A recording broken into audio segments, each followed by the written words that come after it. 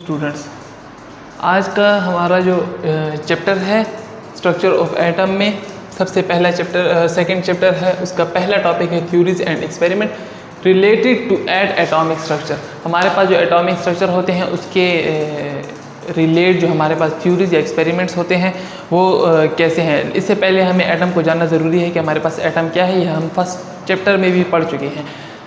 हमारे पास एक 400 BC in the year of BC 400 हमारे पास एटम पर काम हुआ है। इसके बाद कोई काम नहीं हुआ है एटम पर। फिर इसके बाद एक साइंटिस्ट आए हैं जॉन डाल्टन, जो स्कूल के टीचर भी थे। उन्होंने 19th सेंचुरी में एटम पर काफ़ी काम किया है और हमें काफ़ी हेल्प प्रोवाइड की है 1900 सेंचुरी में। ये इंग्लिश स्कूल टीचर थे जिन्होंने काफ़ी एक्सपेरिमेंट करके हमें बताया है कि हमारे पास जो एटम है ये टाइनी पार्टिकल्स पर मौजूद होता है, जो सॉलिड बॉल भी होते हैं, और इसको इन एटम्स को हम फर्दर डिवाइड नहीं कर सकते और इसको हम एटम का नाम भी देते हैं। इन्होंने एक थ्योरी पेश की है new, he called them atom. He presented his theory under the title a new system of chemical philosophy the main postulates of Dalton. 1808 में इन्होंने एक थ्योरी पेश की है, उन्होंने नाम भी दिया है उस थ्योरी को और उसके कुछ पोस्टुलेट्स हमारे पास गिवन है। कहते हैं matter is composed of very small particle. हमारे पास मैटर पता है किसे कहते हैं। उसके बाद हमारे पास मैटर जो होते हैं वो स्मॉल टाइनी पार्टिकल पर मुश्तमिल होते हैं, जिसको हम एटम का नाम देते हैं। अब एटम क्या है? Atom is indivisible. हमारे पास एटम दिखाई नहीं देते, ये विजिबल इतने नहीं होते।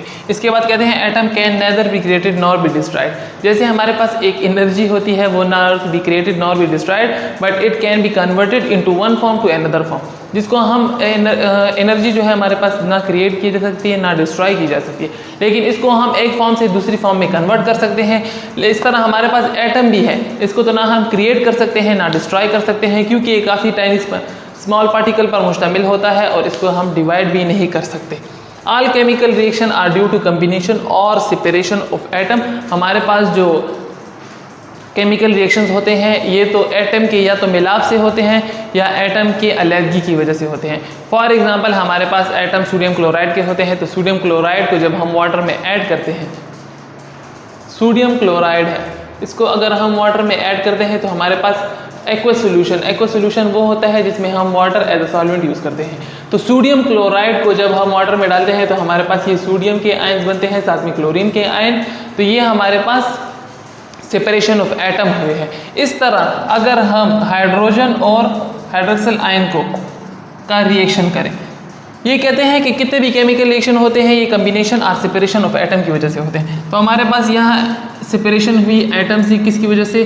सॉल्वेंट की वजह से, जो कि हमने एक्वस सॉल्यूशन लिया है सोडियम क्लोराइड का। इस तरह अगर हम वाटर बनना चाहते हैं तो हमारे पास H+ और OH आपस में कंबाइन होकर हमारे पास वाटर का एक मॉलिक्यूल बना लेता है। तो इससे जॉन डाल्टन कहते हैं कि हमारे पास जितने भी केमिकल रिएक्शन होते हैं या तो ये कम्बिनेशन की वजह से होते हैं या हमारे पास ये सेपरेशन की वजह से होते हैं।